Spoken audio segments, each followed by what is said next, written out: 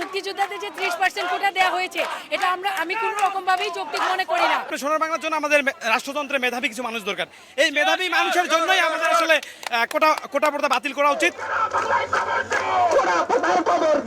কোটা আন্দোলন রূপ নিয়েছে ভিন্ন মাত্রায়। বাংলা ব্লকেট কর্মসূচিতে একাট্টা দেশের বিশ্ববিদ্যালয়ের শিক্ষার্থী ও চাকরি প্রত্যাশীরা। শহরের মোড়ে মোড়ে সড়ক অবরোধের পর রেল লাইনে পথ রোধ করে আন্দোলনকারীরা।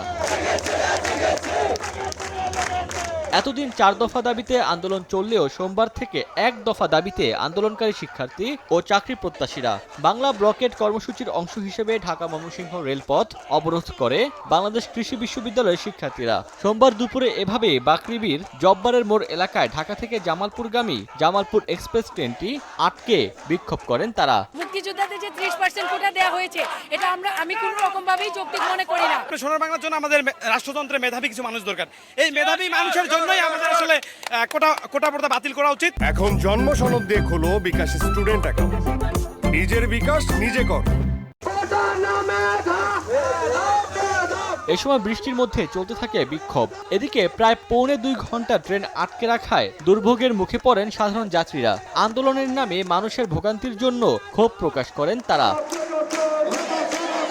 রাজশাহী বিশ্ববিদ্যালয়ের কোটা পদ্ধতি সংস্কার আন্দোলনের শিক্ষার্থীরা ক্যাম্পাস সংলগ্ন মেহেরচণ্ডী ফ্লাইওভার এলাকায় রেলপথ অবরোধ করে অবস্থান নেয়। এতে রাজশাহীর সঙ্গে রেল যোগাযোগ সাময়িকভাবে বন্ধ থাকে। চরম দুর্ভোগে পড়েন সাধারণ মানুষ।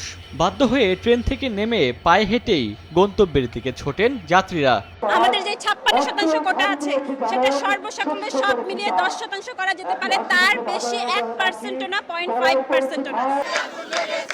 বরিশালও সড়ক অবরোধ করে শিক্ষার্থীরা বিক্ষোভ করলে সড়কের দুই পাশে যানবাহনের দীর্ঘ লাইন পড়ে। এদিন রংপুরেও সাধারণ শিক্ষার্থীদের ব্যানারে বিশ্ববিদ্যালয়ের শেখ রাসেল মিডিয়া চত্বরে বিক্ষোভ করে নগরীর মডার্ন মোড়ে সমাবেশ হয়। এ সময় দাবির পাশাপাশি বেরোবির কলের গানের শিল্পীরা বিভিন্ন গান পরিবেশন করেন। ওমর ফারুক, সময় সংবাদ।